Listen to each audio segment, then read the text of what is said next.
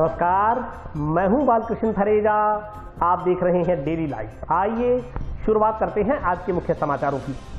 पूर्व घोषणा अनुसार श्रीगंगानगर रेलवे अंडरब्रिज का लोकार्पण करने पहुंचे सैकड़ों लोग, पुलिस के साथ हुई धक्का मुक्की। दिल्ली में आंदोलन कर रही महिला पहलवानों को न्याय दिलवाने की मांग को लेकर माकपा कार्यकर्ताओं ने फूंका केंद्र सरकार का पुतला। सरस डेयरी में चोरी करने के आरोप में जंक्शन पुलिस ने 2 युवकों को किया गिरफ्तार। स्पिनिंग मिल शुरू करवाने की मांग को लेकर राष्ट्रीय युवक परिषद ने जिला कलेक्टर को सौंपा ज्ञापन। सिद्धू मूसेवाला की प्रथम पुण्यतिथि पर युवाओं ने लगाई ठंडे मीठे पानी की छबील। और अब समाचार विस्तार से। जंक्शन में श्रीगंगानगर रेलवे फाटक पर बनाए गए अंडरब्रिज का निर्माण कार्य पूर्ण होने के बावजूद इसे आवागमन के लिए शुरू नहीं करने से परेशान जनता सोमवार को पूर्व घोषणानुसार खुद इसका लोकार्पण करने पहुंची। इस दौरान कुछ देर तक पुलिस कर्मियों और नागरिकों के बीच धक्का मुक्की होती रही।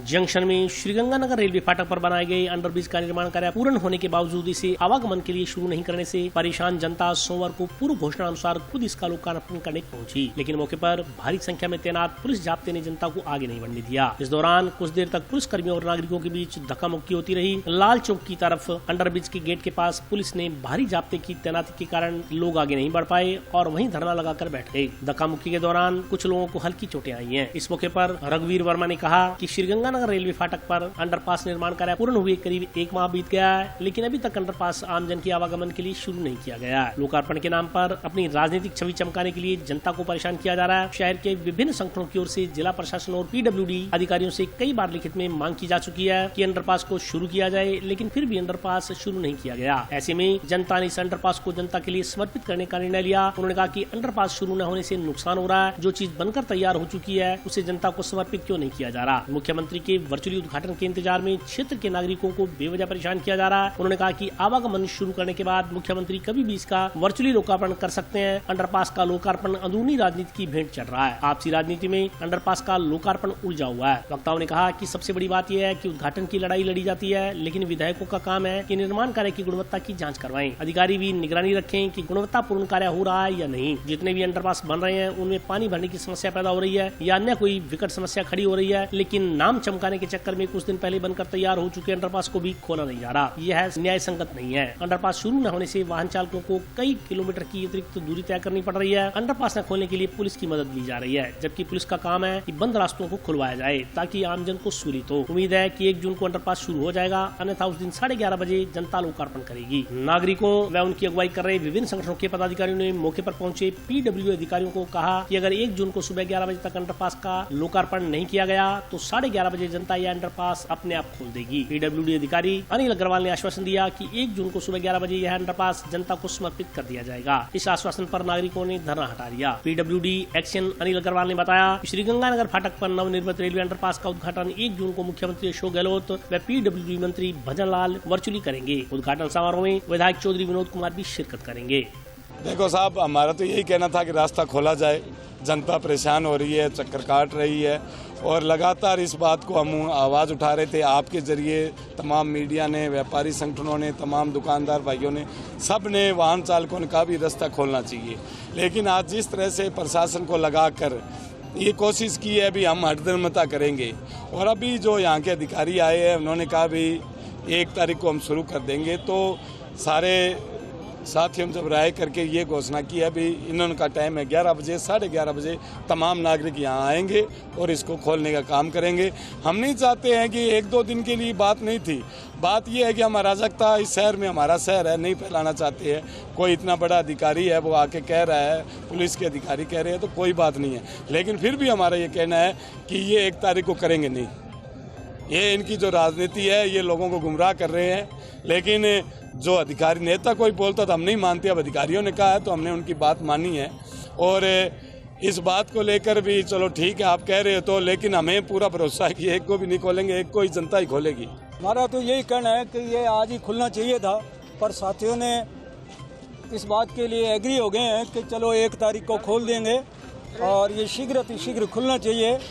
इससे आम जनता को बहुत परेशानी हो रही है। इतने ही नहीं, जनता को परेशानी ही नहीं हो रही, कई लोग तो हनुमानगढ़ जंक्शन के अंदर रात ही जो है हनुमानगढ़ में बाहर के लोग काटते हैं। उनकी दिक्कत को देखते हुए जो है हमें ये देखना चाहिए कि ये तुरंत खुल जाए। भाई ने किसी ने कहा भी था कि एक डेड बॉडी को लेकर के जयपुर से कोई आया और वो जो है पूछता जो उनको बताया कलेक्ट्रेट चौराहे से आप जो है गंगानगर की तरफ मुड़ जाओ। वो कलेक्ट्रेट चौराहे उनको पता नहीं लगा, घूम फिर के वो फिर यहीं आ गए थे और वो आदमी फिर यहीं खड़ा हुआ था। वो कहता मैं साथ जाकर के उनको गंगानगर रोड पे चढ़ा के आया। ऐसी परेशानियों का सामना लोगों को करना पड़ रहा है, तो ये तुरंत खोला जाना चाहिए। सूचना प्राप्त हुई थी, उसके अनुसार हमने 11 बजे खोलने के लिए आश्वासन दे दिया है। बाकी ऐसा कोई कारण नहीं नजर आ रहा है कि 11 बजे नहीं खुल पाएगा। 1 जून को वर्चुअल उद्घाटन हो जाएगा इसका, और वर्चुअल उद्घाटन होने के उपरांत खोल दिया जाएगा। कोई प्रॉब्लम नहीं है। उद्घाटन संभावना ये है कि पीडब्ल्यूडी मिनिस्टर करेंगे। सर अब देखो, उस समय जो हमें सूचना मिली है वो तो पीडब्ल्यूडी मिनिस्टर के लिए दी गई है। ये अक्टूबर 23 में पूरा होना था, जो अब हमारा लगभग कंप्लीट है। 1-2 दिन का काम शेष है जो हम कर लेंगे। नहीं, उद्घाटन के लिए कोई परेशान नहीं किया जा रहा है। हमारा काम अभी लगभग कंप्लीट है। 1-2 दिन में हमारे कुछ सेफ्टी रिक्वायरमेंट्स हैं, उनको पूरा करके और 1 तारीख को उद्घाटन हो जाएगा। नहीं, हमने 31 तारीख, देखो रिपोर्ट में हमने कंप्लीट होने की सूचना दी है, लेकिन उसमें कंप्लीट होने में भी 1-2 छोटे मोटे कोई काम जैसे बाकी रह जाते हैं ना लास्ट में, तो वो काम चल रहे हैं। नहीं, ऐसा नहीं है। कुछ छोटे मोटे जैसे सेफ्टी रिक्वायरमेंट्स के जो कैट आइज वगैरह का काम है वो हम कंप्लीट कर लेंगे 2-3 दिन में। देखिए, मैं तो ये कह सकता हूँ कि हमें पूरा आश्वासन ऊपर से हमें यही मिला है कि 1 तारीख को उसका उद्घाटन हो जाएगा, और मैं उसको नकार कैसे सकता हूँ जब ऊपर राज्य सरकार हमें कह रही है कि 1 तारीख को कर देंगे तो कर देंगे। दिल्ली में आंदोलन कर रही महिला पहलवानों को न्याय दिलवाने की मांग को लेकर माकपा कार्यकर्ताओं ने जंक्शन में केंद्र सरकार का पुतला फूंका। कुलभूषण सिंह को गिरफ्तार करो, गिरफ्तार करो। महिला को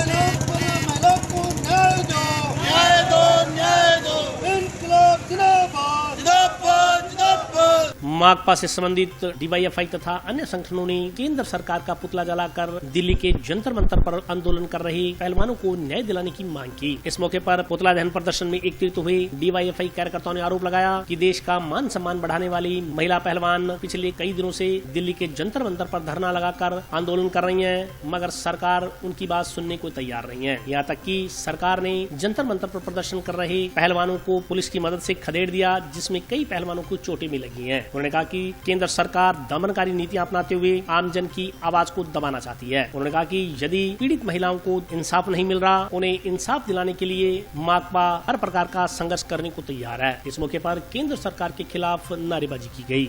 के अंदर बेटियों ने देश का मान बढ़ाया, इस राष्ट्रीय झंडे को ऊंचा किया है, जिसका देश का पूरे का मान बढ़ाया। उन बेटियों को कल जिस तरह से सरकार के इशारे पर जिस तरह से उनको बेरहमी से पीटा गया, बेरहमी से उनके साथ गिरफ्तारी हुई, और जो बलात्कारी है कुलभूषण सिंह खेल फेडरेशन का वो अध्यक्ष है, उनको पुलिस गिरफ्तार नहीं कर रही है। सरकार के इशारे पर सरकार उनको बचाने के लिए पूरी तरह से दमनकारी नीतियों को उतराई है।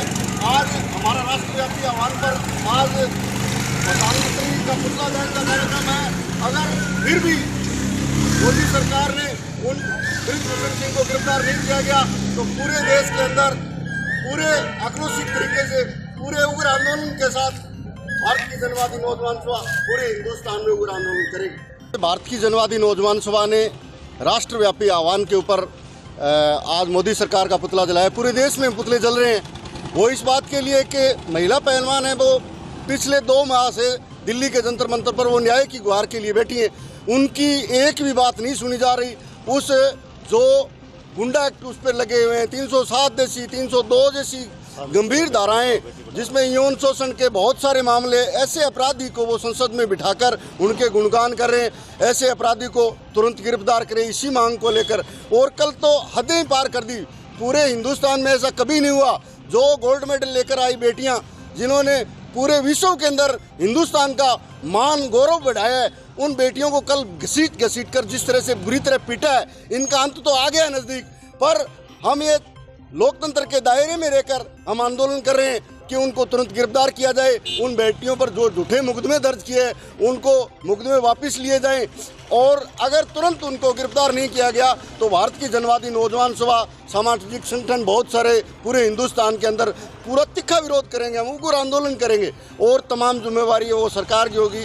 सरकार को सद्बुद्धि है, जल्द उनको गिरफ्तार करे। असल में आज इनके राष्ट्रीय आह्वान पर नौजवान सभा के पूरे देश के अंदर महिला पहलवानों के समर्थन में यहाँ ब्रजभूषण शरण के और मोदी के पुतले फूंके जा रहे हैं। असल बात यह है कि न्याय की, आप देखिए हिंदुस्तान में न्याय मतलब हाई कोर्ट के जज के कहने के बाद एफआईआर दर्ज होती है, तो आप अंदाज़ा लगाइए देश में आम महिला को या आम आदमी को न्याय कैसे मिलेगा। पोक्सो एक्ट में तुरंत जैसे ही पोक्सो एक्ट लगता है तुरंत उसमें गिरफ्तारी है, गिरफ्तारी के बाद ही जांच का है। तो अभी पुलिस का जैसा रवैया है प्रशासन का, जिस तरीके से मोदी सरकार के दबाव में, यही आरएसएस की जो मनुस्मृति का सवाल है देश के अंदर, हम ये बात लगातार कह रहे हैं कि अभी मोदी जी को राजदंड दिया गया। ये लोकतंत्र का देश है, यहाँ राजा का राजदंड नहीं चलता, यहाँ संविधान के अनुसार से कानून चलता है, कानून के हिसाब से देश और देश की सरकारें चलती हैं, पुलिस महकमा चलता है। तो अब साफ साफ नजर आ रहा है कि आने वाले समय में मनुस्मृति को लागू करने का, क्योंकि मनुस्मृति में महिलाओं का द्वितीय दर्जे का माना गया है, उसको इंसान को दबाने के लिए इंसान की गुलाम समझ के रखा गया है। इसी तहत जो हमारा राष्ट्रीय गौरव है, जो गोल्ड मेडलिस्ट हैं देश के लिए मेडल लेके आई, उनकी कितनी ये फजीयत हो रही है, कहीं न्याय नहीं मिल रहा। और माननीय कोर्ट के आदेश पर एफआईआर दर्ज हो, तो आपके सामने सारी बातें, हम क्या कहें, इसी को लेकर आंदोलन चल रहा है और ये आंदोलन और उग्र होगा। जब तक ब्रजभूषण शरण की गिरफ्तारी नहीं हो जाती तब तक पूरे देश में आंदोलन और तीखा होगा और तेज होगा। इसी के साथ आज हम ये राष्ट्रीय आह्वान पर हमारा इन्होंने पुतला फूंकने का कार्यक्रम रखा। जैसा कि कल दिल्ली के अंदर मोदी सरकार ने जो महिला पहलवानों के साथ जो घसीट के रोड के ऊपर उनकी बुरी हालात करी है, मोदी सरकार के हम कड़ी निंदा करते हैं कि वो बहन बेटियां जो पहलवान हैं उनके साथ ऐसा नहीं होना था।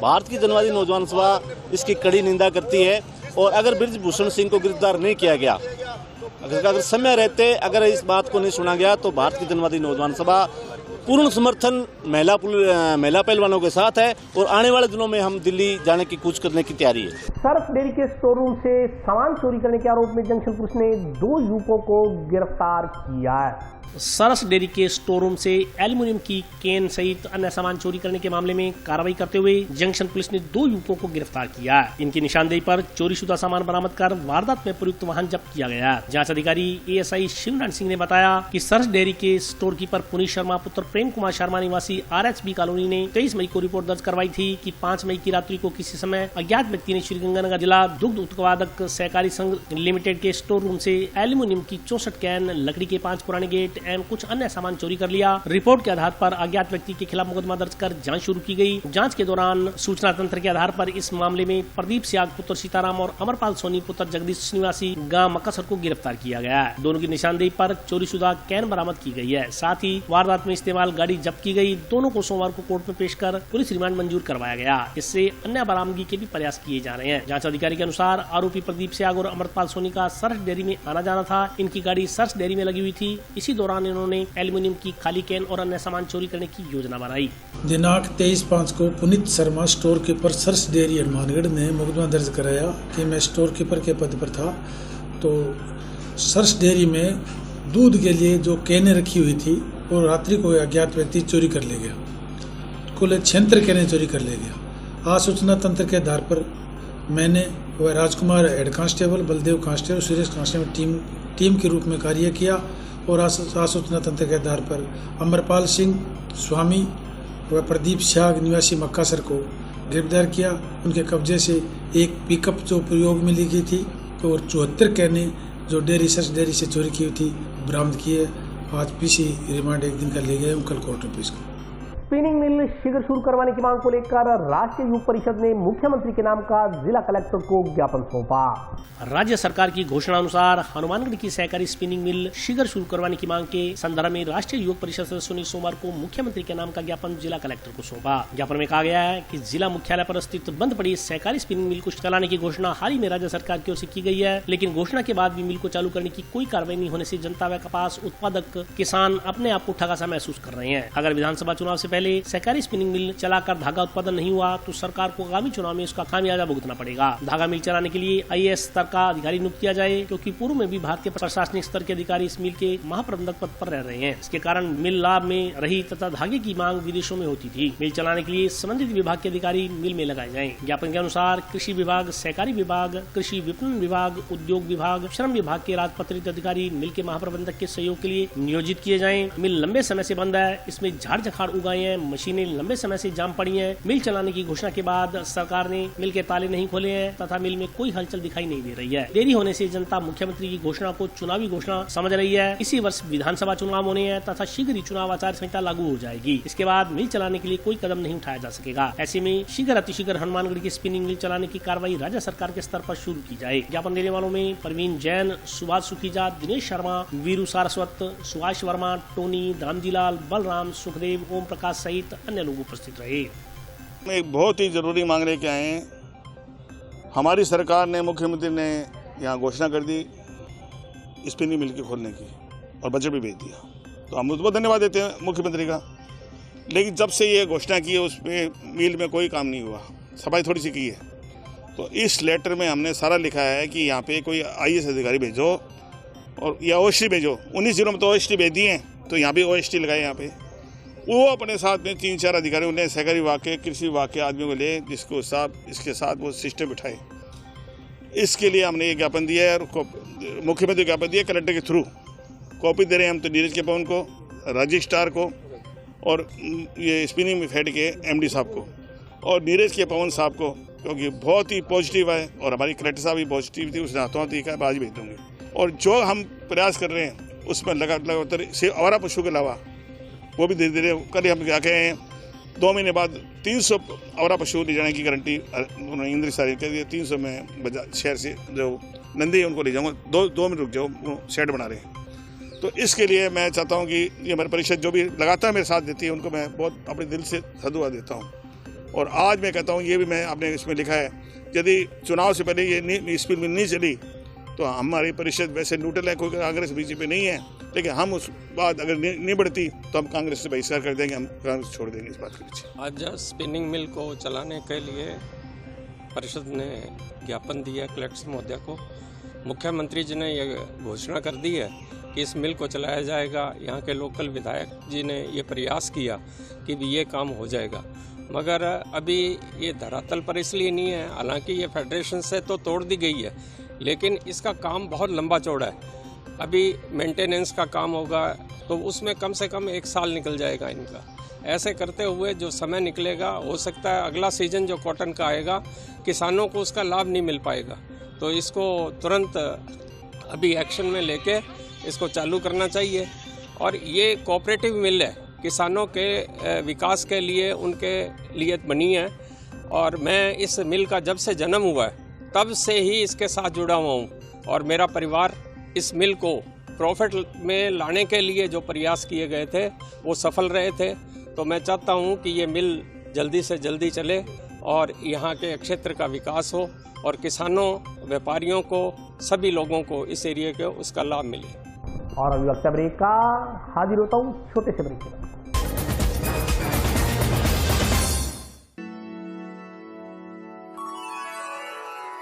यूं तो कई बार मुझे हंसते देखा है, पर ये हंसी कुछ और है।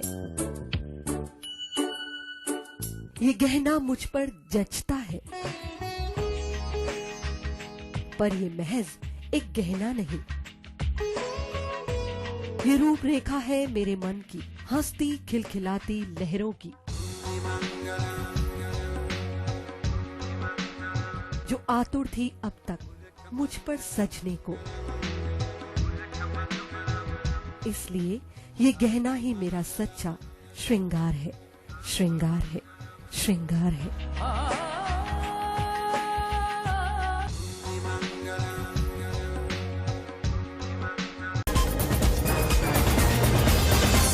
ब्रेक के बाद स्वागत है। आइए नजर डालते हैं अगले समाचारों पर। पंजाब के दिवंगत गायक सिद्धू मूसेवाला की प्रथम पुण्यतिथि पर युवाओं ने जंक्शन में ठंडे मीठे जल की छबील लगाकर सरकार से न्याय की मांग की है। शुभदीप सिंह उर्फ सिद्धू मूसेवाले की पहली पुण्यतिथि पर उनके प्रशंसकों द्वारा जंक्शन में ठंडे मीठे पानी की छबील लगाई गई। छबील लगाने वाले युवाओं ने इस दिन को ब्लैक डे के रूप में मनाने के बारे में बताते हुए कहा कि दिवंगत सिद्धू मूसेवाला को इंसाफ दिलाने के लिए आज ब्लैक डे मनाया गया है। इस मौके पर तेजेंद्र सिंह व आकाशदीप ने कहा कि आज के दिन को ब्लैक डे के रूप में इसलिए मनाया गया है क्योंकि सिद्धू मूसेवाला के माता पिता को आज भी इंसाफ नहीं मिला है। वे आज भी इंसाफ के लिए दर-दर की ठोकरें खा रहे हैं। युवाओं ने एक स्वर में सरकार से सिद्धू मूसेवाला के परिवार को इंसाफ दिलाने की गुहार लगाई। इस मौके पर सैकड़ों की संख्या में राहगीरों ने ठंडे मीठे जल को ग्रहण किया। आज ब्लैक डे है जी। सिद्धू मूसेवाला का आज मतलब उनके साथ बहुत ही दुख भरी घटना हुई थी, तो उनको सिद्धू मूसेवाला जी को याद करते हुए भी आज हमने गर्मी के अंदर ठंडे पानी की छबील लगाई है। भी लोगों को ठंडा पानी पिलाया जाए, गर्मी से राहत मिले, और उनकी याद में हमने ये छबील लगाई है। और हमें बहुत ही दुख है और हम आज का दिन को ब्लैक डे मानते हैं। भी किसी माँ बाप का एक इकलौता बेटा, ठीक है, भी उनसे दूर हुआ और क्राइम है जो वो बढ़ रहा है, उसको कम होना चाहिए। आज हमने पंजाब के सुपरस्टार जो सिद्धू मूसेवाला जी थे उनको आज इस दुनिया से गए हुए 1 साल हो गया। उनकी यादगार में हमने ये ठंडे पानी की छबील लगाई है आज यहाँ पे, और दुनिया को ये संदेश देना चाहते हैं लोगों को कि आप अच्छे काम में सहयोग दीजिए ज़्यादा से ज़्यादा और गैंगस्टरों से दूर रहिए। हंस वाहिनी संगीत कला मंदिर द्वारा जंक्शन में संगीत प्रतियोगिता का आयोजन किया गया। हंस वाहिनी संगीत कला मंदिर में संगीत संगोष्ठी का आयोजन किया गया। कार्यक्रम के मुख्य अतिथि जिला कलेक्टर श्रीमती रुक्मिणी रियात थी। कार्यक्रम के विशिष्ट अतिथि जेल अधीक्षक नरेंद्र स्वामी रहे। कार्यक्रम का शुभारंभ मीनाक्षी शर्मा द्वारा सरस्वती वंदना से किया गया। कार्यक्रम में नव्या वागीशा तनुषा द्वारा गायत्री मंत्र व देवांशी जानवी स्पष्ट द्वारा सामूहिक गान गाया गया। एकल गायन में किरण नेहरा ने मेरा कर्मा तू, आरवी सैनी ने आचल के तुझे तथा अंजू ने गुरबाणी के शब्द प्रस्तुत किए। कार्यक्रम में जिला कलेक्टर ने बच्चों द्वारा प्रस्तुत गीतों की सराहना करते हुए कहा कि हंस वाहिनी कला मंदिर बच्चों को उचित मंच देने व उनकी प्रतिभा निखारने का काम कर रहा है। यह सराहनीय है। उन्होंने बच्चों को और अधिक मेहनत कर अपने माता पिता, शहर व गुरुजनों का नाम रोशन करने का आह्वान किया। मंच संचालन विनोद यादव व मानसी ने किया।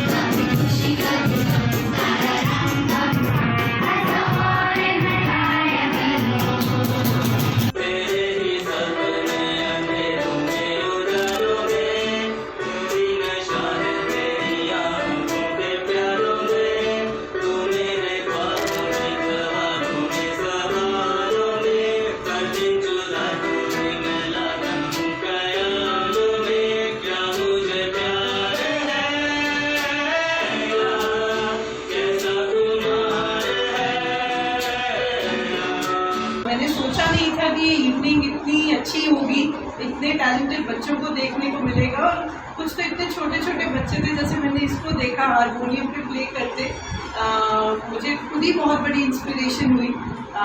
जो मेरे दादी जी की स्टोरी सुनी यहाँ पे कि वो अपने बच्चों को लेके यहाँ रह रही हैं ताकि बच्चे म्यूज़िक सीख सकें, बहुत इंस्पायरिंग लगता है जब मैं देखती हूँ कि पेरेंट्स कितनी सैक्रिफाइस करते हैं कि जो बच्चे हैं वो म्यूज़िक में, आर्ट में आगे बढ़ें। मुझे ये लगता भी है कि हमारी जो जनरेशन है आगे आगे हमारा जो कॉन्सेप्ट ऑफ म्यूज़िक है वो बस मूवीज़ में जो म्यूज़िक है उसके जितना रह गया है और वो बहुत लिमिटिंग है। तो इस प्रकार से कला अकेडमी चलाना जिसमें बच्चे हमारी क्लासिकल म्यूज़िक को सीख सकें, इन इंस्ट्रूमेंट्स को बजाना सीख सकें। ये आप बस अकेडमी नहीं चला रहे, आप एक सोशल वर्क कर रहे हैं और आप हमारे समाज के लिए बहुत बड़ा उनका योगदान है, जिसके लिए हम सब तहे दिल से आभारी हैं। हनुमानगढ़ जैसे शहर के अंदर ऐसी अपॉर्चुनिटी हमारे बच्चों के पास होना कि वो आ सकते हैं, गर्मी की छुट्टियों में सीख सकते हैं, बजाय इसके कि वो घर पे नेटफ्लिक्स या इंस्टाग्राम कर रहे हैं। तो हम सब पेरेंट्स बहुत खुश हैं कि ऐसी अपॉर्चुनिटीज़ हमारे बच्चों को मिल रही हैं। अभी मैं बैठे बैठे यही कह रही थी कि साउथ इंडिया में इस चीज़ पे बहुत फोकस है कि कल्चर पे बच्चों को बताया जाए, उनका म्यूज़िक सेंस, उनका कल्चरल सेंस, उसके ऊपर फोकस किया जाए। और कहीं ना कहीं नॉर्थ इंडिया में इस चीज़ के ऊपर एम्फेसिस कम है।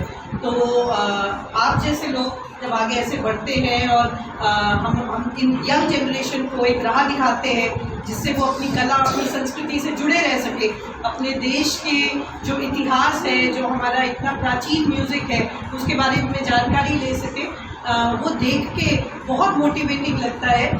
और एंड में मुझे पता है आपका लंबा कार्यक्रम है, बहुत ज़्यादा समय नहीं मिलूंगी, पर मैंने देखा कि यहाँ पे हर एज ग्रुप के लोग सीख रहे हैं। जैसे मैंने मैडम को देखा कि ये भी यहाँ पे स्टूडेंट हैं, so it was very motivating. और बहुत पेरेंट्स आए हुए हैं अपने अपने बच्चों को परफॉर्म करते देखते, तो आई एम श्योर आप सब भी बहुत प्राउड होंगे उनको देखते हुए।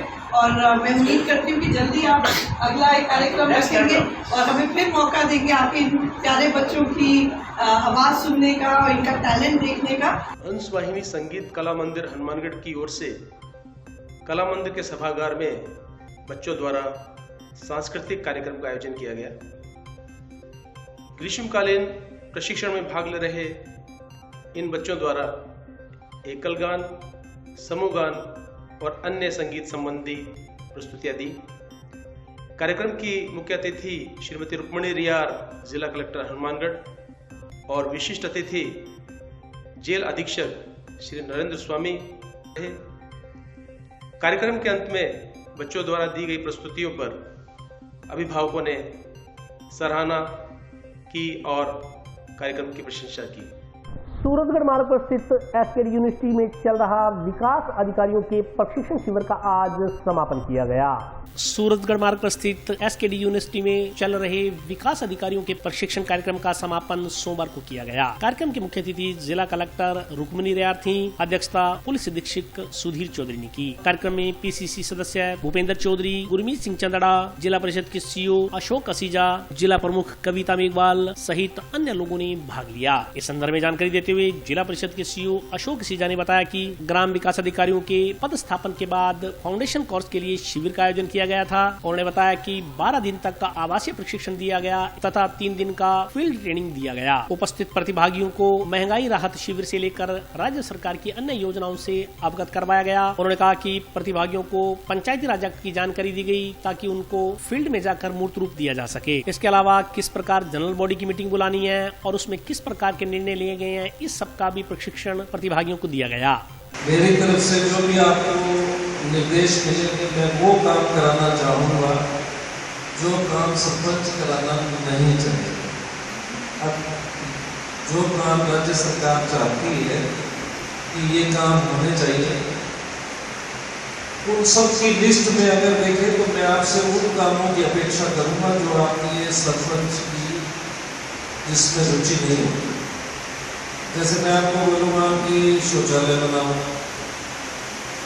इंडिविजुअल के शौचालय बनाओ, उसको 12,000 रुपये दिलाओ। ये काम करता है, बच्चों को स्नेह से भी रखता है और गुस्सा में कोई काम नहीं करने पर, अनुशासन तोड़ने पर उनको उनका इलाज भी करते हैं। तो अपने को ऐसा काम करना है कि फील्ड में ये अपन बहुत अच्छे मनोयोग से काम करें, फील्ड में अपनी पहचान करें, लोग आपको जानते नहीं कि आप उस पंचायत में जाना चाहोगे, ऐसा लोग भी आपको चाहते हो। ग्राम विकास अधिकारियों के प्रथम पद स्थापन के बाद इनका फाउंडेशन कोर्स इनका आज करवा रहे थे हम। लगभग आज समापन समारोह था और लगभग 15 दिन से ये कार्यक्रम चल रहा था। 12 दिन का तो इनका यहाँ ऑफिशियली यहाँ पे रेजिडेंशियल ट्रेनिंग थी और 3 दिन की फील्ड ट्रेनिंग थी। तो इनको हमने विभिन्न विभागों से विभिन्न जो योजनाएं फील्ड में अभी हमारी महत्वाकांक्षी योजनाएं चल रही हैं, चाहे महंगाई राहत शिविर है, चाहे पेंशन की स्कीम्स हैं या अन्य विभागों की चिरंजीवी योजना है, मुख्यमंत्री चिरंजीवी योजना, तो उन सब के बारे में हमने इनको जानकारी भी दी है। और प्लस जो पंचायती राज एक्ट है और अन्य जो रूल्स हैं और किस तरह से हम फील्ड में डेवलपमेंट के काम करते हैं, उनमें क्या क्या दिक्कतें प्रशासन को आती हैं, उन सब के समाधान और किस तरह से नीतिगत निर्णय लेने हैं, किस तरह जनरल बॉडी की मीटिंग बुलानी है, साधारण सभा और उसके अलावा उनकी स्थापना समिति की बैठकें करनी है, इन सब के बारे में हमने विस्तृत जानकारी दी है। इसके साथ साथ हमने उनके व्यक्तित्व विकास के विभिन्न कार्य भी करवाए, चाहे उनको योगा कराना हो, चाहे उनको गेम्स खिलाने हो, स्पोर्ट्स एक्टिविटीज हो, चाहे मनोरंजन में सांस्कृतिक संध्या हो, ये सारे काम हमने उनको करवाए। आज उनके विदा का दिन था। कलेक्टर साहब और एसपी साहब सभी जनप्रतिनिधि पधारे थे, जिला प्रमुख महोदय भी पधारे थे और इस तरह से ये प्रोग्राम हुआ। और आज के लिए बस इतना ही। कल फिर हाजिर होता हूँ नए समाचारों के साथ। तब तक के लिए नमस्कार।